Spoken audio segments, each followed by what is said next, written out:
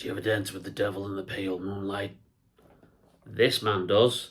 It's the Michael Keaton Batman figure from the Flash movie by McFarlane Toys. Stay tuned.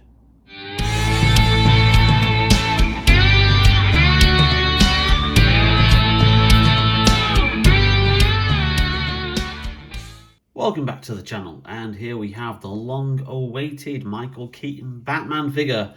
Not from the 1989 Tim Burton Batman movie or the 1992 sequel, Batman Returns, but from the upcoming movie The Flash, which opens in mid-June this year. Long gestating, much delayed, several reshoots, a lot of tinkering, pushed back from its release date for several reasons, one of them including its main star, Ezra Miller, who they've not been the most well-behaved of movie stars, let's put it bluntly. I'm not going to get into all that. But Michael Keaton is returning to the role that he made iconic way back in 1989 and the 1992 sequel as his older version of his Batman.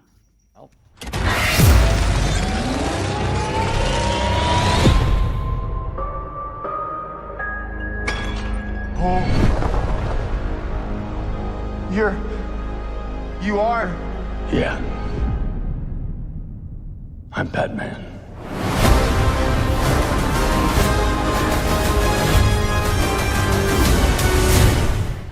Now, if you've not seen a premise of the upcoming film, which is part of the DCEU, probably one of the last films that's going to be part of the DCEU before it's all revamped by James Gunn, who's recently taken over as head of DC Films. This is obviously following on from the previous films in the series, Batman vs Superman, Man of Steel, Justice League, Zack Snyder's Justice League. I think it takes its inspiration from rather than the Justice League. But it sees Barry as the Flash working with the Justice League in the opening moments of the film. We get the return of Gal Gadot as Wonder Woman in a nice little cameo, and also a nice cameo from Ben Affleck as Batman, who warns him against trying to go back in time to change history, because Barry's speculating that with the Speed Force and his ability to travel through time that he discovered at the end of Zack Snyder's Justice League, perhaps he can go back in time to save his mum.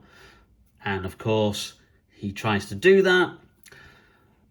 Lots of stuff ensures. He mucks up the timeline, he merges multiverses, and essentially wipes out all the metahumans.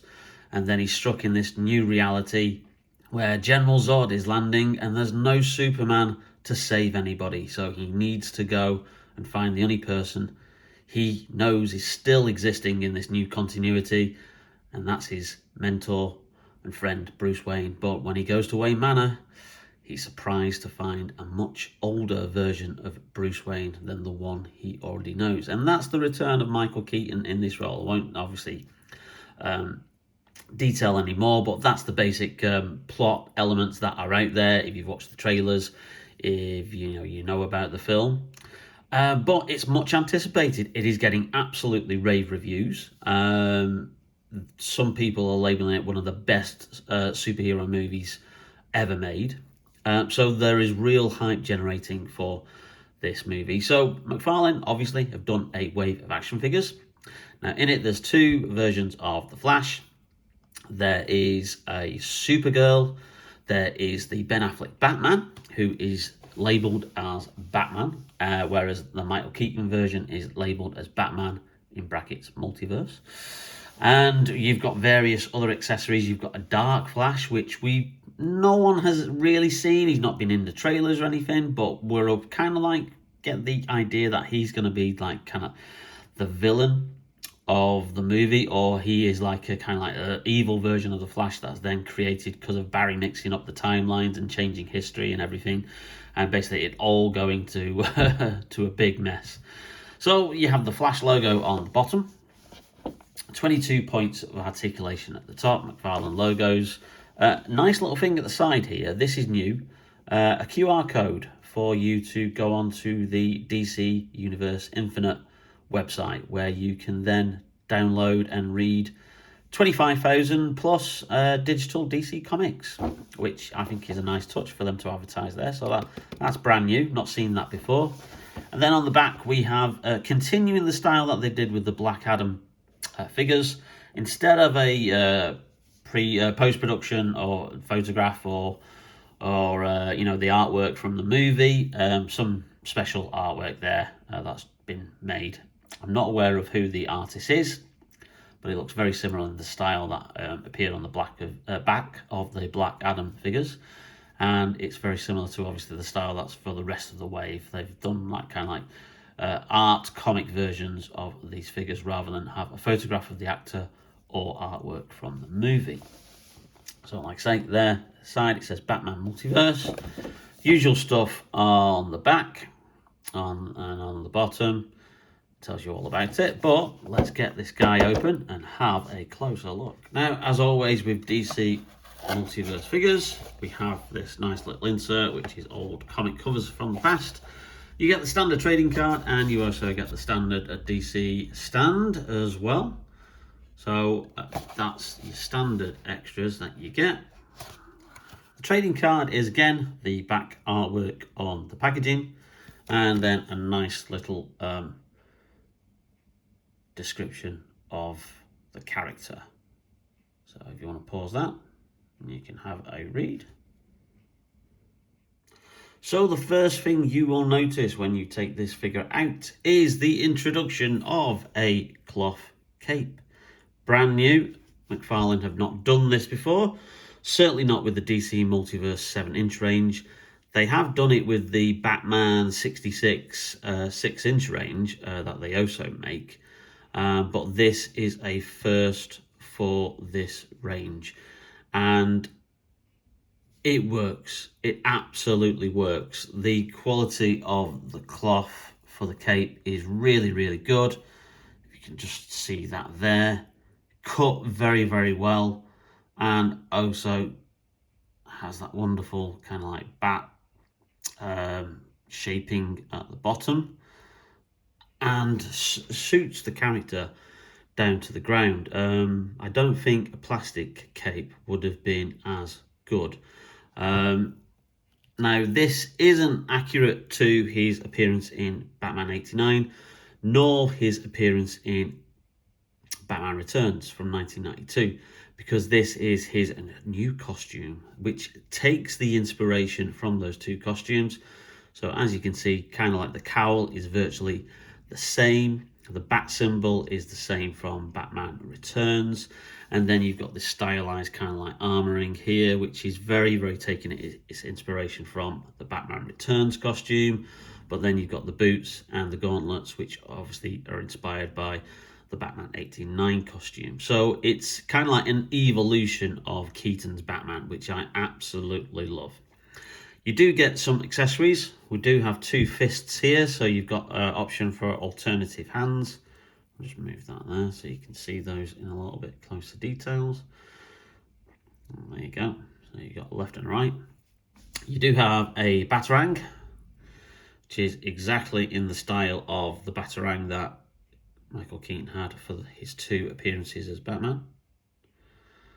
It's painted silver for some strange reason, when it was kind of like a dark metallic grey colouring in the original first two movies. And then his bat grapple gun, which again is very accurate to the one that he wielded in the Tim Burton movies. And again, it's been painted silver. I think this could have been better in a kind of like a darker metallic grey with a bit of like silver weathering on it. But still, it looks very, very good. Then let's have a look at the actual figure itself. Now, the pre-production photographs of these, when McFarlane released them and announced the wave, didn't do the figure justice at all. A lot of people saying that doesn't look like Michael Keaton. It doesn't look like his pursed lips. But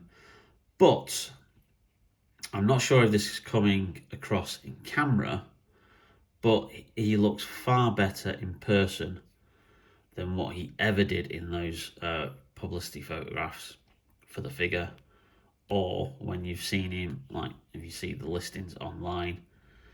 And yeah, so you can tell that that is Michael Keaton. It does look like he's got a little bit of side eye going on, which kind of like works for the character. So if you could just totally like just do that. But beyond that, it's a very, very nice paint job around the mouth. Lovely paint job on the bat symbol. And beyond that, there's not much of a paint job on the rest of the figure. He's in that kind of like shiny or matte black. The utility belt is black for this movie, not gold or yellow as it was in his previous two appearances. There is a bit of a wash, which you can just about make out on his boots, which gives it a bit of a kind of like a muddy look. Again, I'm not too sure whether that's really coming across on camera. Oh yeah, you can see it there. You can see it there, but yeah. So that's the only real paint application that's been put there. And again, I just love the way the cloth cape hangs so well. So you could have it folded over like that. Batman in that kind of style. Or you're going to have it hanging over his shoulder. You could fold it over like that. So lots of different options for you. And you could even, like, probably, if you're much of a customizer, look at sewing a bit of a wire into it so you could have it posed in a certain way. But the quality of the cloth's good. I spent a lifetime trying to right the wrongs of the past. As if fighting crime would bring my parents back. You actually did it. Now, with the cape being a cloth rather than plastic, it does mean we've got a lot more movement around the shoulder area. So you can obviously move his arms up a lot more than what you probably would do on a standard Batman figure if you were kind of like trying to like put him into a particular pose, because usually the plastic cape always like kind of restricts the top of the shoulders. Certainly that's one of the aspects of other Batman figures. And I've got two other DC Multiverse Batman figures, as well as the NECA Michael Keaton Batman figure, which I'll bring in for a comparison. But yeah, this is a really, really good figure. Lots of detail. I myself might put a little bit of a kind of like a gold highlights on this utility belt, just to, I think, break it up a little, because I just think obviously it all being like one kind of like black colour, kind of like just I just think it needs a little bit of a tiny paint job on there to just like highlight things. Detail on there. Obviously you got your pin joints, you got the way that you can move your legs. Obviously just be careful. Well, they can really go back there, and obviously so you can really pose this guy in a lot of good variety of poses. Obviously you've got your wonderful toe articulation that you get with McFarlane figures, so you can really move him into lots of action poses. Now the hands pop off really, really easily, so let's just put that fist on there and just clip into place. So again, you've got him with that kind of like fist option there. And I presume with that, you could have him holding the batarang. If you don't want him, obviously, with the grapple gun there. So I absolutely love this figure. This is really, really cool. I am going to be getting the Affleck figure as well. Now, the best thing probably that McFarlane have also done, as well as the cloth capes, is that some of the accessories for the Flash movie range that they have done a in-scale 1989 Michael Keaton Batmobile, which is around about £60. Sold out absolutely everywhere. But if I do see it somewhere, I may just pick up that just to have that as a display piece. And obviously it's in scale to the figure. The figure fits in there naturally. I will look to some other reviews that they've done, but that for me was always, as well as this Adam West 66 TV series Batmobile, which I loved as a kid. It's the Tim Burton Batmobile from those movies, which is probably the iconic Batmobile for me. And obviously I was more 15, 16 years old when Batman 89 came out. So I was absolutely loving it. I'd really got into Batman in a big way. There was the Killing Joke that had come out, the brilliant Alan Moore, Brian Bolland graphic novel. There was the Dark Knight Returns, which was the Frank Miller graphic novel as well, which kind of like gave a big renaissance to more kind of like adult storytelling in comics. And then you had in the actual monthly Batman titles, you had the Death in the Family, where they killed off the second Robin, Jason Todd, where he was murdered by the Joker. So there was a huge, great run of issues leading up to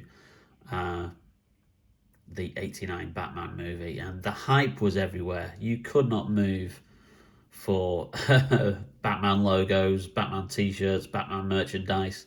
It really was just absolutely everywhere. But I'm loving that cape. That cape is fantastic. Right, I'm going to bring in the NECA 6-inch or 6 kind of like 6 to 7-inch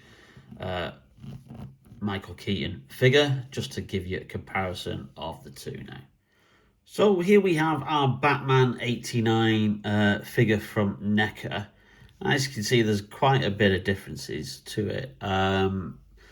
The cloth is obviously very kind of like similar. Cloth cape, cut very, very similar way, but obviously it has the emblem from the 89 movie, which is different. They did change it up then for the sequel, and then that's the one that they've kept.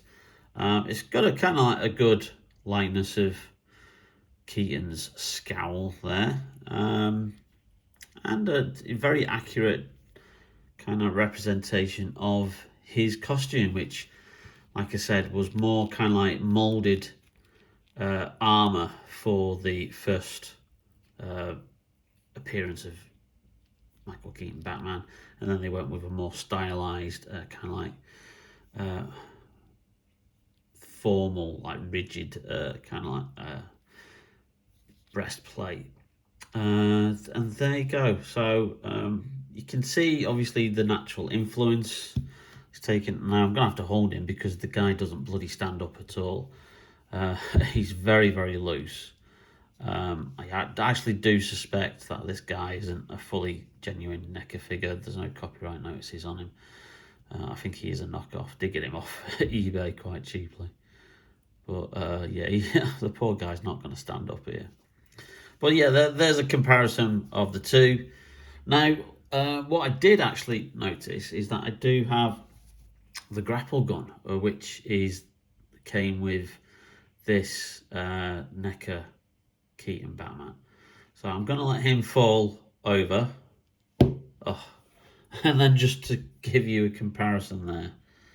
So you can see that they are obviously very, very similar in design, but I'm just wondering whether does this grapple gun, because this is far more better detailed and paint jobbed, whether that actually fits in to the McFarlane hand, because if it does, then that's a display option, and unfortunately it does not look like he does fit this grapple gun. No, it's the way the handle's been designed, mind you.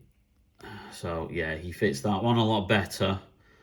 So that might be obviously the option that you've got there. Or I think I might just have him with the fist. So that's a shame, because that's a far better grapple gun. That came with the NECA figure. So could have had that holding on. I mean, there might be some way of me just kind of like shifting that down a little and trying to get him to, hold it, which is a bit wonky.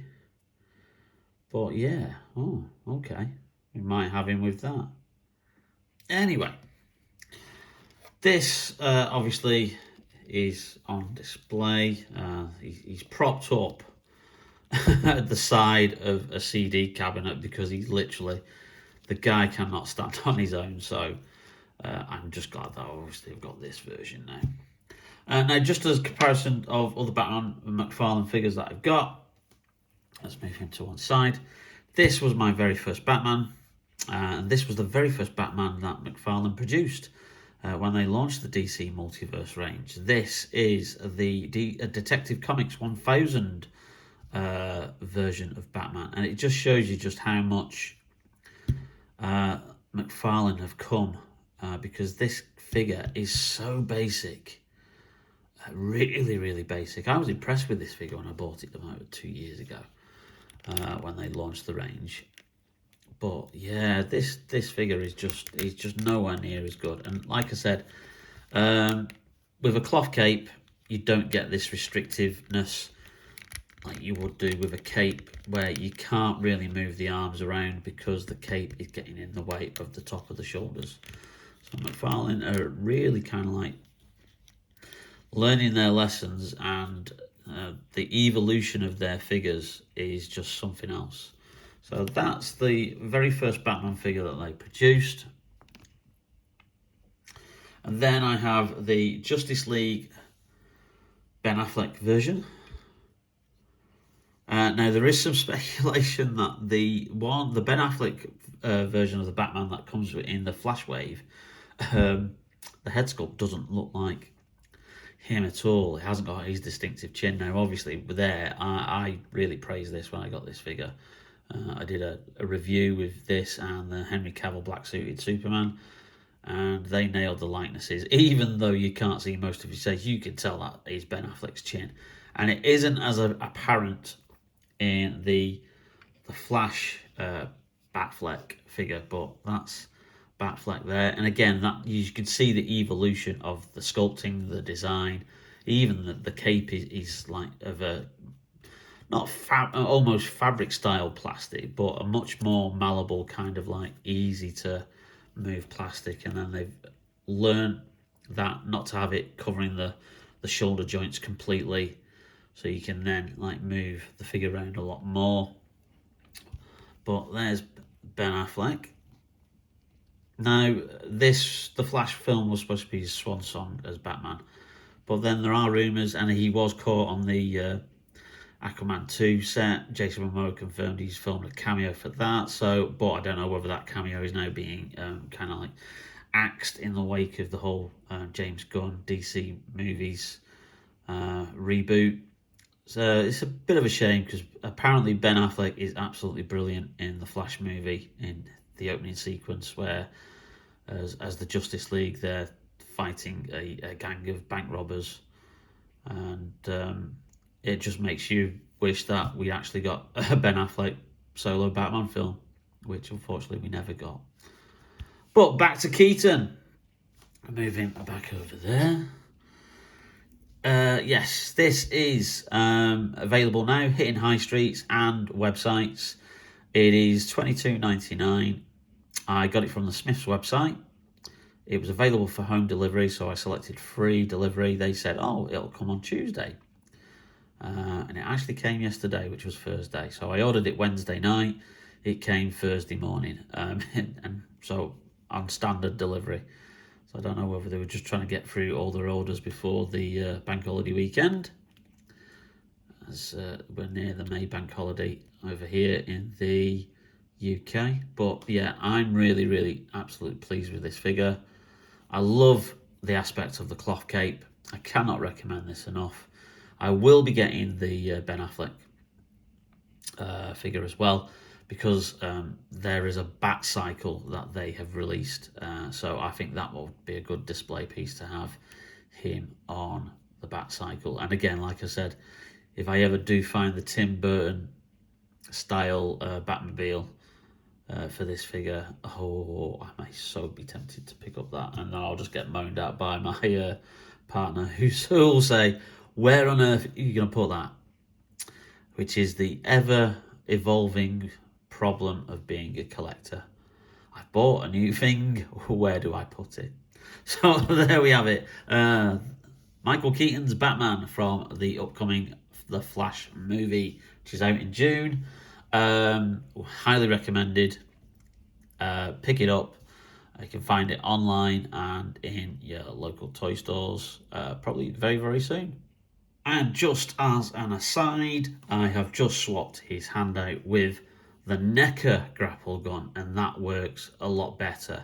Don't mind the silver Batarang, that looked cool, but he looks really cool holding that more detailed version of the grapple gun. So I think that's going to be my default display option there. So thank you, NECA, for providing that grapple gun. That works really, really well. I'm Batman. Now, after all that comparison of all the various Batmans, I'm actually feeling very, very peckish. I actually think I might go and get a packet of peanuts. You want to get nuts? Let's get nuts. Well, I hope you enjoyed that video, and if you did, then please leave us a like. It really does help out the channel. And if you've not yet subscribed, then hit that subscribe button and that notification bell to be notified whenever we upload a brand new video. In the meantime, take care, stay safe, and stay tuned for more cool videos from Bearded Geek Toy Reviews. See you soon.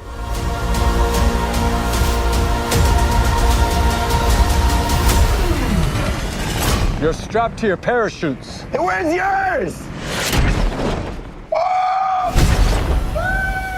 And subscribe to the channel and that notification bell to be notified whenever we upload any brand new videos. In the meantime, take safe